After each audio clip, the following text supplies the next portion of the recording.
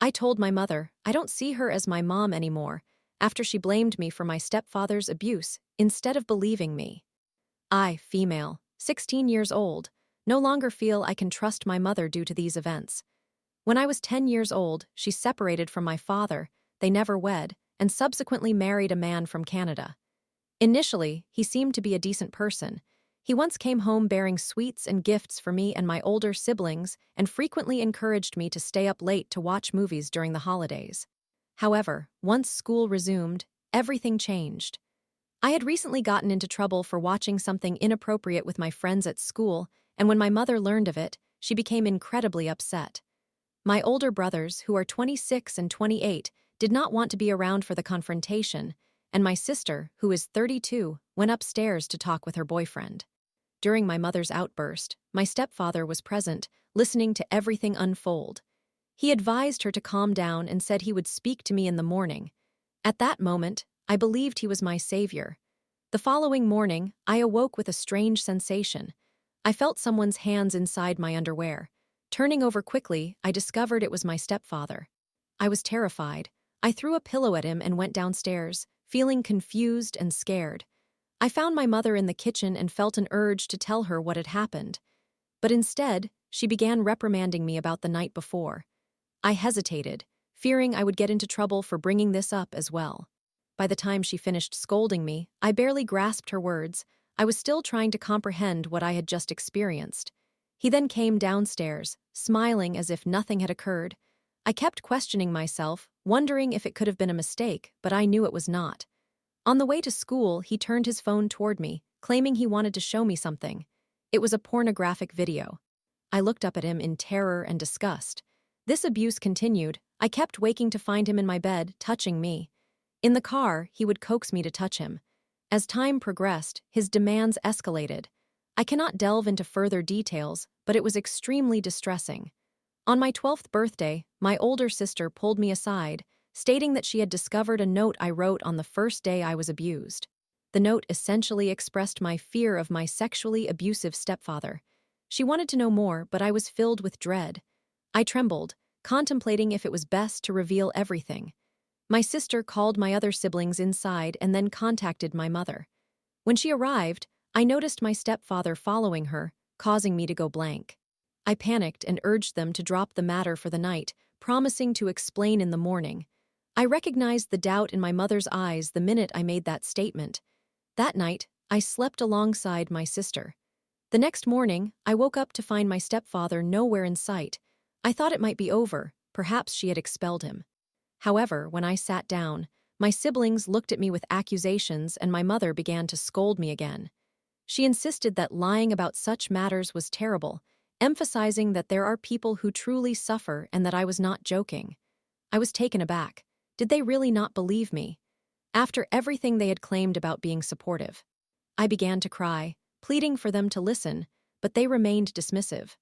My sister ignored me and left for work, while my brothers exited the house to play cricket. As for my mother, she sent me to school with my stepfather driving me. He said nothing during the ride as I sat there vacantly staring at my school clothes. A few months later, he began molesting me once again, and I chose not to inform my family this time around. I let it happen because I was convinced they would not believe me. His demands were far more severe than before.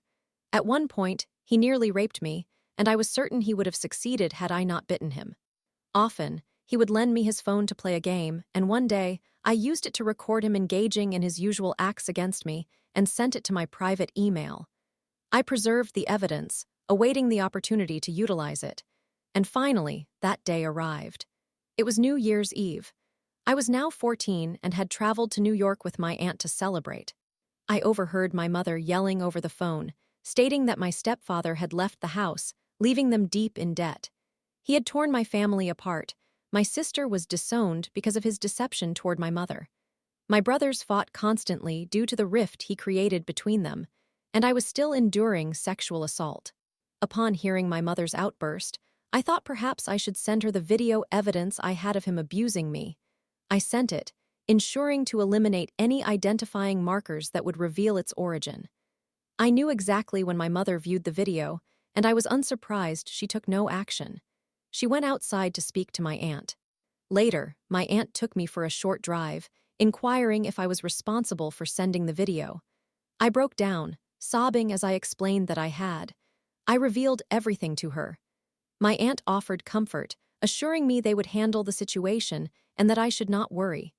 She instructed me to return home and avoid displaying any signs that I had sent the video to my mother. She advised that it would be better to discuss the matter when my uncle returned home, which would be the following day. I agreed and went home, donning a false smile and attempting to act normally. Later that evening, my mother asked me privately if I had sent the videos. I admitted to it, hoping she would seek to understand the situation, inquire when or why it had occurred.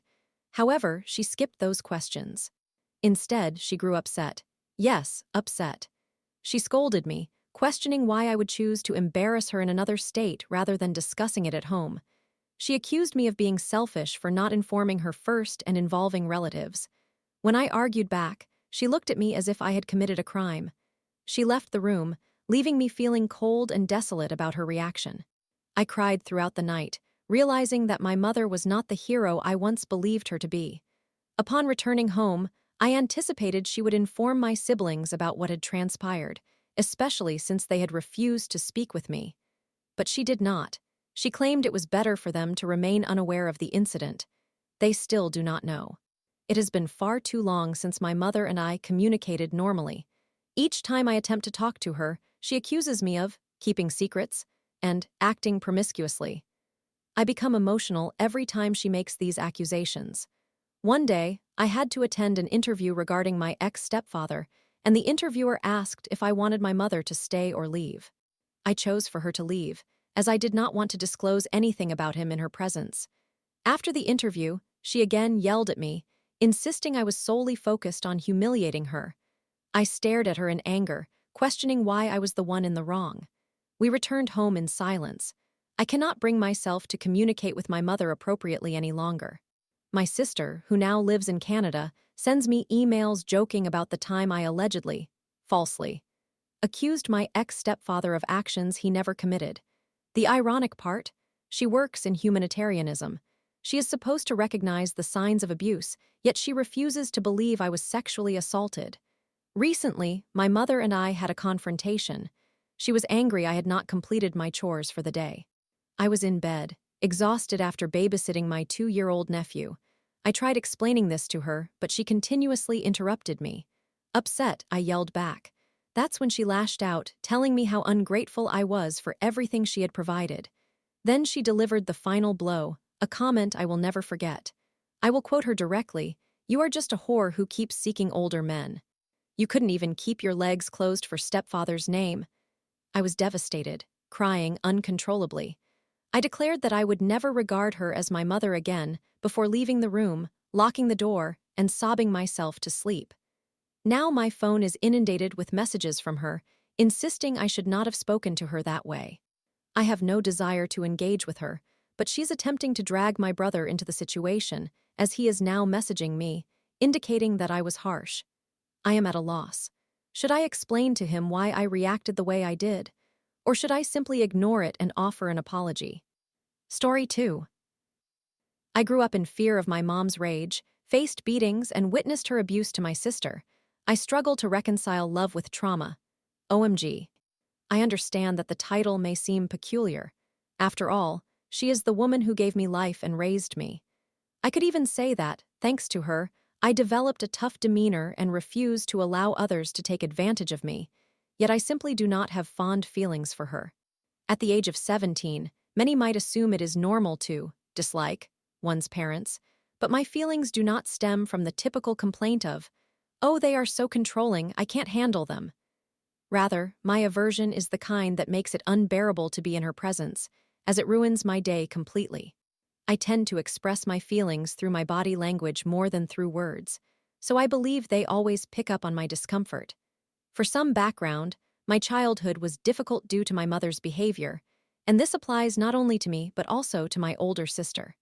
My mother has always been very temperamental, and despite still being that way, she made the questionable decision to become a parent at 19 with my sister, to a man who is simply not a good father, not my father. My sister and I have different dads. My mother easily became stressed, and if she felt overwhelmed in any way, she often took it out on her children. My sister and grandmother insist that my mother was not like this when my sister was a baby, but as time passed, she grew increasingly aggressive to the point where it seemed that any small thing could be an excuse for her to lash out. When I was born, with my sister already 7, my mother's aggression intensified. For context, I have ADHD and autism, which made me a bit more challenging to manage. However, I must ask, just because a child is more active and has difficulties learning, is it justified to inflict physical harm upon them? Is it acceptable to destroy their belongings and throw a young child against a wall? Sadly, those aggressive encounters are all I remember from my childhood, my mother striking me every time I did something she disapproved of. I recall an incident when I was around 10 or 11, during which I accidentally hit my cousin while we were playing. When I tried to explain that it was an accident, I was so terrified of my mother that I froze. She took me into a room, retrieved a belt, and began hitting me so hard that my father had to intervene and stop her. I distinctly remember him saying, "He's not an animal. Don't treat him that way." That was the only time he defended me. Otherwise, he has always been a coward and a pathetic excuse for a man and father. He believes that since he did not directly participate in the abuse, he qualifies as the nice parent. You are not. If you truly were the nice parent, you would have reported the abuse. I once told him that, and he fell silent because he knows it's true. I am someone who wears glasses, and if I had to tally how many times I've had to replace my glasses after my mother hit me in the face with an object, the count would be 3. While that may not seem excessive, it is already a troubling number of times for a parent to throw objects at their child's face to the point of breaking their glasses. I relied on my teachers to write down assignments for me since I cannot see without my glasses. I am effectively blind without them, to the extent that I can hardly take a step forward without colliding with something. My animosity towards my mother does not only stem from her treatment of me, it also extends to how she has treated others. My sister, for instance, experienced abuse from our mother one time when I was 8 and she was 15. I do not remember the exact reason, but I recall my sister on the floor, cleaning our room and crying from back pain. I sat beside her, and for a moment I thought she would yell at me to leave her alone, but instead she hugged me tightly, ran her fingers through my hair, and cried. It is worth mentioning that my sister despises physical touch, always has, and she never hugged me again after that. As a child, I struggled to understand my emotions, so I remained silent and detached. However, now that emotions flood back to me, I tear up whenever I recall that moment. Our family dynamics have always been strained. We are 3 siblings, including a younger brother, who is the typical golden child, and we have never gotten along. My mother contributed to this dysfunction. When I was born, she treated me somewhat better than my sister, despite the underlying abuse we all endured. Consequently, my sister resented me and avoided me as we grew up. My mother always dismissed this by claiming it was normal sibling behavior, but it is not. I grew resentful of my brother as he became my mother's favorite. One notable incident, which even my extended family noticed, occurred when my mother was cuddling my brother and discussing spoiling children with my aunt and grandmother. I wanted to sit beside her, as there was no other available space, but she immediately pushed me to the floor, yelling at me because her precious child had felt my arm brush against his leg and started crying. I promise, I am not exaggerating. I didn't even look at him. Similarly, she is not just a terrible mother, she is also a poor wife.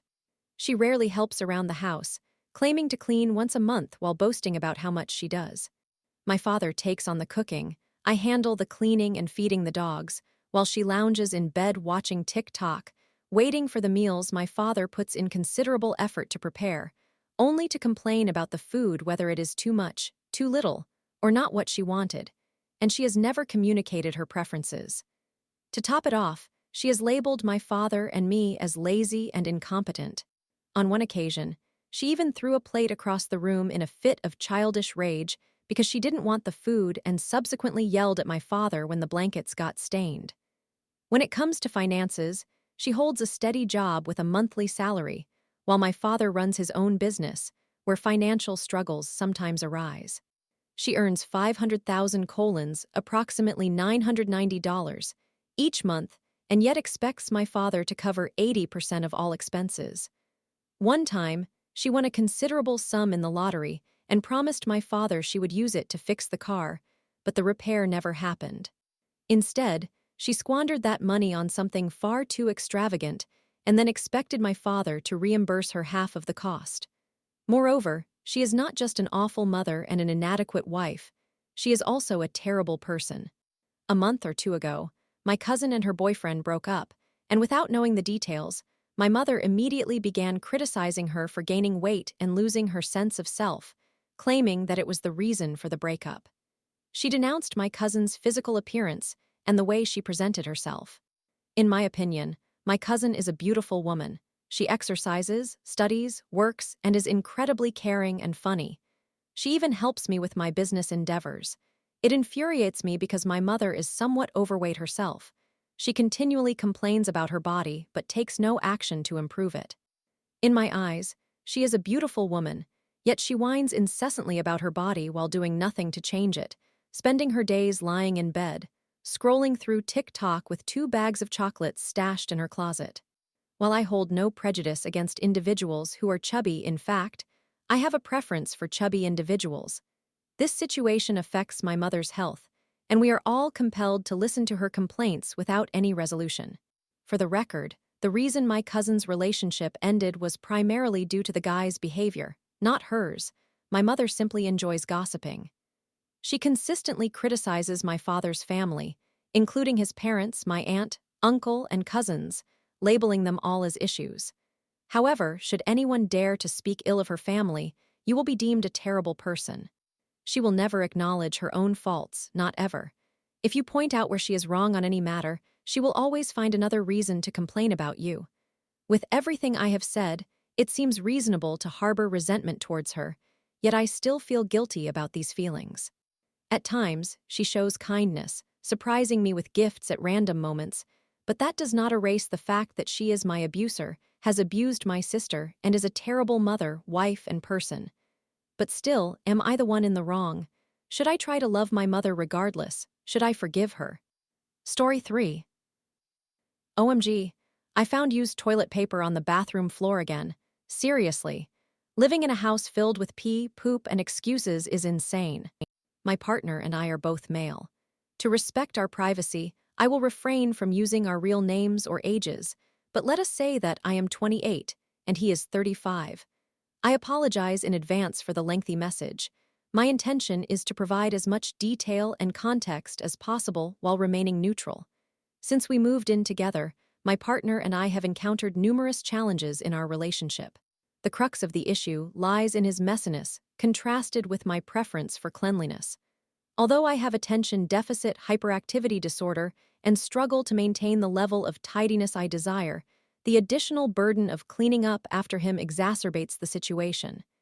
He was accustomed to a bachelor lifestyle before I moved in, which suited him just fine. For instance, he would let the dishes accumulate for an entire month, taking a whole day only once a month to wash them. He reused cooking utensils well beyond what I consider to be sanitary and allowed dishes to stack in various places throughout our home. This arrangement was untenable for me, leading to numerous arguments regarding his dishwashing habits and how he handled soiled dishes. Additionally, he owns a dog that he acquired after I moved in.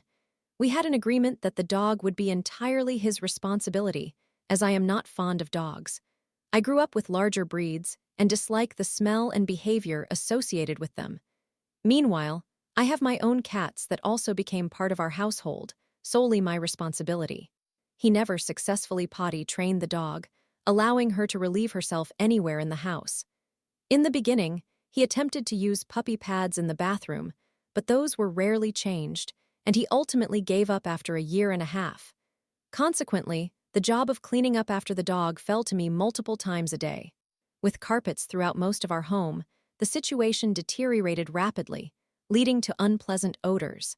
My cats began to urinate over the areas soiled by the dog, even though they had never had litter box issues before.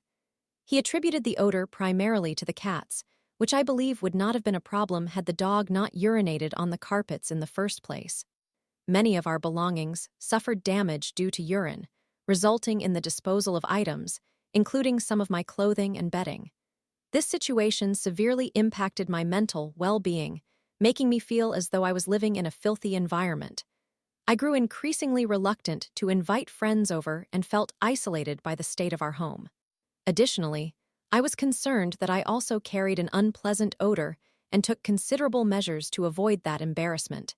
He moved out temporarily to assist his mother, but he has recently returned indefinitely. While he was away for almost a year, I dedicated months to deep cleaning our home, even enlisting friends' help and hiring professional cleaners. However, it still lacks complete cleanliness, and some sections of the carpet had to be removed and replaced. The floorboards beneath have sustained damage, and mold has begun to develop in areas that were heavily compromised by urine. I informed him that I am drawing a line and will not endure living in such conditions again.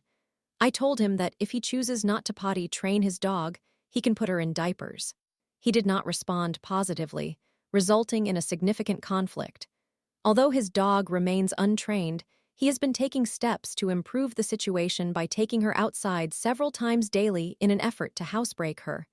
However, a new issue has emerged since his return. He has been struggling with his own toilet habits and hygiene. Initially, he used the kitchen sink plunger in the toilet, claiming he could not locate the bathroom plunger, even though it was positioned right next to the toilet. This behavior struck me as utterly revolting, leading to the situation where I now possess 2 toilet plungers and no kitchen plungers, as I refuse to use it in food preparation after its exposure to the toilet.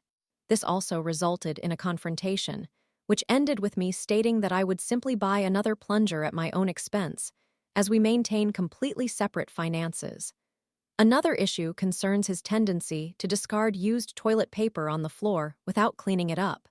He argues that he is in too much pain or too fatigued to notice it and promises to tidy up once he sees it again. He insists it never remains there long, but I have discovered it hours after he has used the restroom. His justification seems entirely unreasonable to me, and I confronted him about it tonight. He reacted poorly, accusing me of lacking empathy.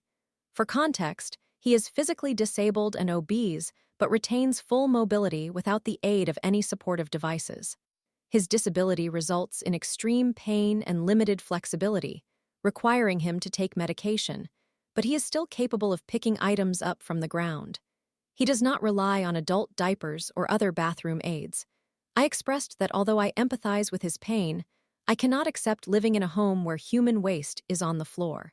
I believe this presents a serious health risk to myself and my pets, particularly since his dog has a tendency to shred paper and scatter it around the house.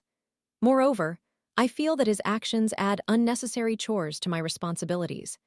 This is the second time this week I have had to clean used toilet paper, which is not merely small remnants, it's substantial, and has left brown stains that required scrubbing. I opted to walk away during our argument to prevent things from escalating further. We neither raised our voices nor exchanged insults. After explaining my stance and hearing his reasons while in the middle of an online gaming session with friends, I left to get back to the game. He subsequently made passive-aggressive comments, suggesting I should show him compassion because I had used a shelf on his bookcase for some of my items, and reminded me that he had been understanding about that. He then told our friends he was no longer interested in playing and went to bed. He sent me several more unkind messages, accusing me of lacking kindness and calling me cruel for bringing it up. I was careful to address these matters in a manner that our friends could not overhear. I did not humiliate him. I took him aside into another room and kept my voice low during our conversation. However, his abrupt departure put me in a difficult position, requiring me to explain to my friends that he was upset without disclosing the reasons. I am chronically ill and immunocompromised. Over the past couple of years, I've been hospitalized multiple times for infections, one of which nearly led to sepsis. It is essential for me to maintain a clean environment or face life-threatening consequences. I communicated this to him, emphasizing that it was the source of my distress. Yet again, he accused me of being cruel and claimed that I was ridiculing him while failing to exhibit empathy. Am I overreacting in this situation? I feel as though I am losing my sanity, convinced that his behavior is irrational and that any reasonable person would apologize and clean up immediately. As it stands, I will need to sanitize the floors with bleach first thing in the morning to ensure that I eliminate all traces of feces that have adhered to the surface. Am I genuinely lacking empathy for him? Lastly, I want to mention that I am entirely financially dependent on him. The house is titled in his parents' names, neither of us is on the deed, and there is no rental agreement in place. They permit us to reside there, and the bills are managed in their names. The property is held in a trust that will transfer to him upon their passing. We are not legally married. I do not have any established credit history, and even though my bank account is distinct, I lack proof of credit, paid bills, or residency documentation, as nothing has ever been in my name. My living situation has transitioned from my parents' home directly to his. Consequently, if I were to leave this relationship, I would find myself entirely without shelter and unable to secure an apartment or obtain a credit card. I do not own a car. His parents are unaware of his behavior, with one deceased and the other in a facility for dementia care, so I cannot seek their support. Story 4.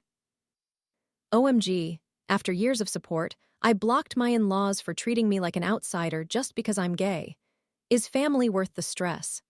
This situation began after my spouse left the military, and we had been married for nearly a year at that point. Alyssa's younger sister and her parents were experiencing difficulties, so we made the decision to relocate to another state to be closer to them and assist Alyssa in adjusting to civilian life. Sarah and Jim own 2 homes that they frequently alternate between, and they were generous enough to allow us to stay in one of them to avoid paying rent while we restarted our careers. During our time living at their home and engaging with them on a weekly or daily basis, I believed that our relationship was strong.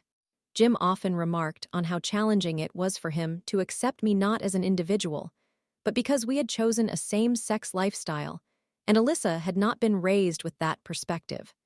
Sarah frequently expressed her preference for Alyssa to be in a healthy same-sex relationship rather than an abusive and hurtful heterosexual one. While I recognized that they did not agree with our relationship, they still treated me courteously. However, due to the pressure from my job and personal family issues, I eventually decided to resign from my position, and Alyssa received a job offer back in the state we had moved from. This offer combined both of our previous salaries.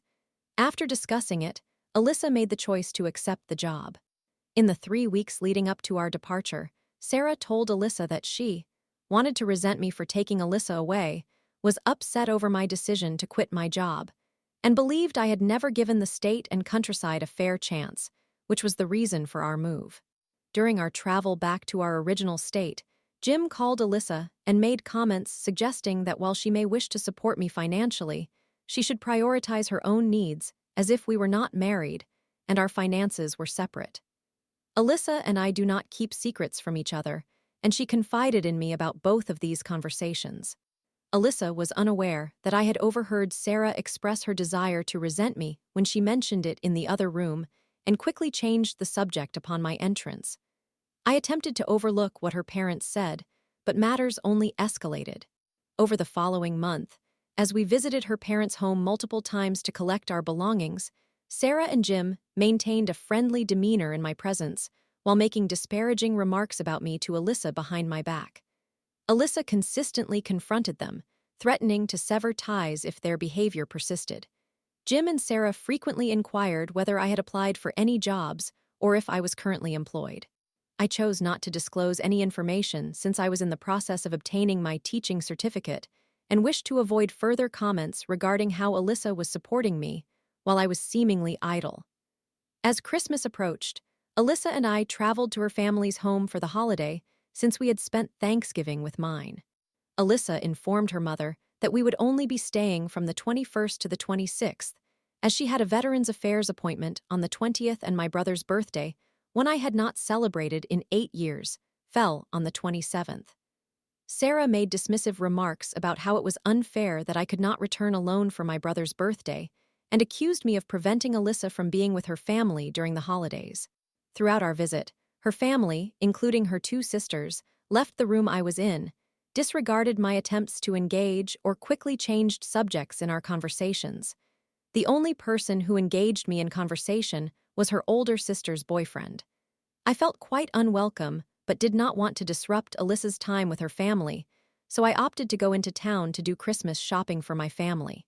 On Christmas Day, I did not expect any gifts, as no one had reached out to Alyssa or me to inquire about my preferences. I received approximately 5 gifts, in total 3 from Alyssa, one labeled for both of us, and a mushroom spoon rest, which cost $12 on Amazon, from Jim and Sarah. Although I had not requested the spoon rest, I appreciated it greatly, understanding that they were not obligated to give me anything.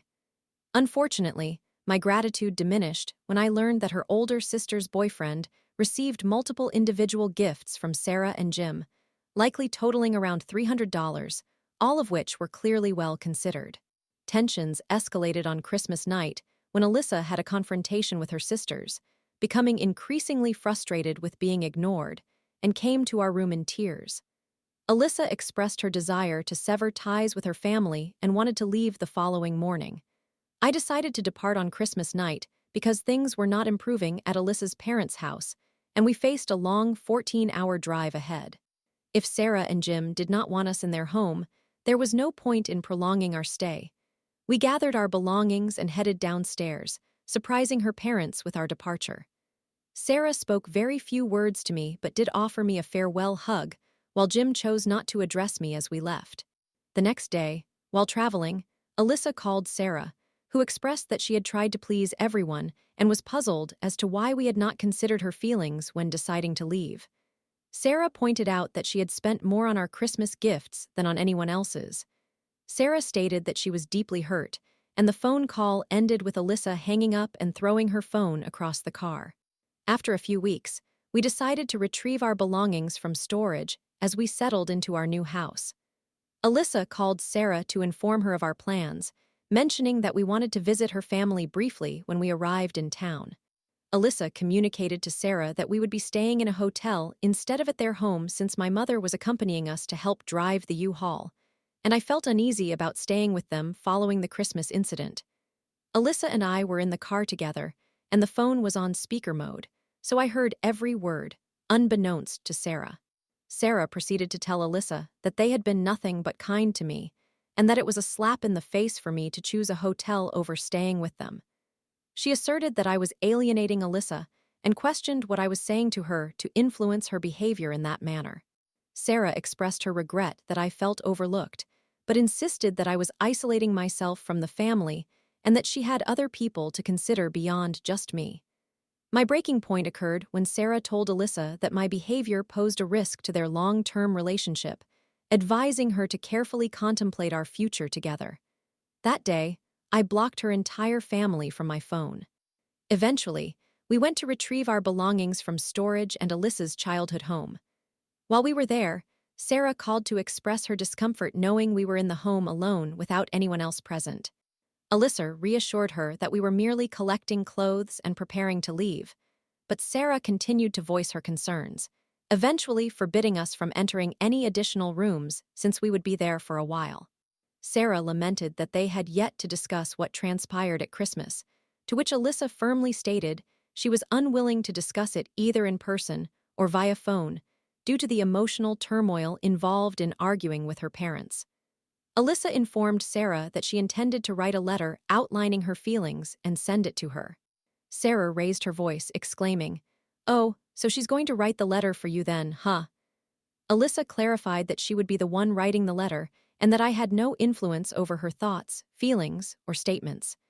The conversation concluded with Sarah instructing Alyssa to leave my copy of the house keys on the table upon our departure. Alyssa confided in me that this pattern has characterized her life, with her parents consistently blaming her romantic partners for her decisions. Additionally, she noted that when her older sister misbehaves, they never admonish her sister's boyfriend, whereas Alyssa's partners always become the scapegoat. I have maintained no contact with her family, while Alyssa continues to call and text them. I have told Alyssa that I do not want her to share any updates about my new job or my well-being with them, and I will not be spending holidays with them, nor do I welcome them in our home. Unless circumstances shift, they will not have the opportunity to see their grandchildren when the time comes. Am I the one in the wrong here? Story 5. Caught a coworker stealing my restricted diet food from my locked office. It led to a scandal involving stolen money and shady auctions. I apologize for any mistakes in grammar, spelling, and similar issues. I am currently under the influence and unable to care. Please feel free to inform me if anything is too difficult to read or understand. Individuals like this can face severe consequences, as I believe that is where he will ultimately end up. I experienced the theft of my food, despite the fact that my office was secure, with only my supervisor and I possessing keys. The person who pilfered my food would forcibly enter my workspace just to take items from my mini fridge and freezer. I have numerous health issues, making it easier than constantly going back to the communal kitchen, and I did not cook anyway. He would take my candy, which I can only eat a few specific types of, like cotton candy that is rarely available in our small town. My husband buys a large supply when he finds it. My protein shakes, at that time, I could barely consume any food, so this was my only source of nutrition, and they are quite pricey too, and a significant amount of my real sugar, candies, and beverages. I endure a great deal of pain if I consume anything with high fructose corn syrup, so my items were specifically chosen for my dietary needs, which also include several food and environmental allergies, but I digress. I once caught him in the act, attempting to take my specialty coffee that I brewed with a small $10 coffee maker I kept in the office for both coffee and tea. I believe I paid around $17 to $18 for it, and I was extremely angry. He had just carried a bag into the kitchen as I entered to wash my cup and spotted him trying to brew a large pot with it, which would have used nearly a quarter of the bag. It was small but exceptionally delicious. My husband started preparing meals for me, as I could only manage certain types of meat, such as fish, fresh beef, chicken, etc. And one day he made me 2 smaller hamburger patties. He was aware of the thief and wanted to see if the patties would entice him to take action when he went to steal drinks or whatever. True to form, he took one of the patties straight out of my Tupperware with his bare hands. By the way, I always set up my webcam to record while I was away when I noticed items starting to disappear, resulting in numerous videos. I would typically be gone for only about an hour, depending on my tasks, and he certainly never missed an opportunity. Eventually, I took my concerns to our executive director, essentially the CEO, just for a non-profit. Bringing my supervisor and his along, we were in different departments but shared the same office, with the directors located at our main office. I described how I had repeatedly asked him to refrain from taking my items, also mentioning that legal action could be pursued since my office needed to remain locked at all times in my absence due to highly confidential documents, social security numbers, license numbers, a vast array of bank account numbers, etc. This was a significant issue because he was breaching regulations concerning privacy and violating company policy, in addition to breaking into my office to steal snacks. I had never been more grateful for our food pantry having a faulty door, ensuring he could not access items designated for clients. Unsurprisingly, once I initiated this minor storm, it rapidly escalated due to all the questionable and dubious actions he had been engaging in. It became known that he was misappropriating funds from clients, low-income individuals, as this nonprofit serves economically disadvantaged and disabled families through the food pantry, heating assistance, rental help, etc. These unfortunate individuals, no pun intended. I genuinely felt terrible for them after learning this, would board his bus, similar to a small church bus, and he would be selling stolen goods. The items were not of good quality either, they all came from auctions. He would sell expired food, outdated candy, by the way. Who auctions expired candy? Old, substandard decor, items he created, like the time he affixed a plastic bedpan to a rusty wagon. The man is truly delusional, and there were numerous other shady activities. Apparently, my food and beverages were not the only ones being stolen. Other people simply believed their items were disappearing at a faster rate. Thankfully, with the evidence captured on my webcam, I had edited it down to just his entries and exits, and it still totaled nearly 30 minutes. He was dismissed from his position. Poor fellow, gone for good. There's a saying, don't let the door hit you on the way out, or something along those lines. His wife, who also worked with us, ended up in my county while still working in hers, where she would alternate counties every other day, and she is equally incompetent. It took me 2 long years to train her, and she still makes mistakes. I left in February of 2017 when my illness became too severe to continue. Learning that I have multiple sclerosis explains much of my previous physical decline. And since my departure, I receive an average of 30 messages on Facebook each day from clients who sought me out to express their grievances regarding the situation. Unfortunately, the only assistance I can provide now is directing them to call the central office and ask for our director's extension. To conclude this lengthy rant, it is extremely disappointing to have others steal your food, particularly in my situation with such a limited diet. In his role at the non-profit, he drove the small bus I mentioned. It seats 10, but 2 seats can fold to accommodate a wheelchair. He was also supposed to obtain his commercial driver's license so he could operate the larger buses for the organization, which he was requested to do back in 2012. And surprise, he still has not completed it. His wife gossips about him with the other drivers since he used to work as one. By the way, our company is the only one operating across the 10 counties surrounding our county, so he will likely never be rehired due to the theft. More incriminating details emerged after his termination, such as consistently neglecting paperwork. This is critical since we rely on government grants to run the organization. Now, he is essentially blacklisted, at least if he wants to drive a school bus, which still requires a commercial driver's license. Even the waste management companies in our area have refused to hire him following the distribution of an anonymous letter to all businesses within a 50-mile radius. He spent about 24 years as a garbage collector before switching to driving a bus. I genuinely am puzzled by how he managed to drive the garbage truck before I ponder it further. He operates his own company, so I speculate he may have continued driving with a regular license, hoping to avoid accidents or run-ins with the police, which sounds exceedingly reckless, but perhaps could explain it. The moral is clear: do not steal other people's food. Thank you for taking the time to read my rant. Summary: please read the entire rant to understand the story.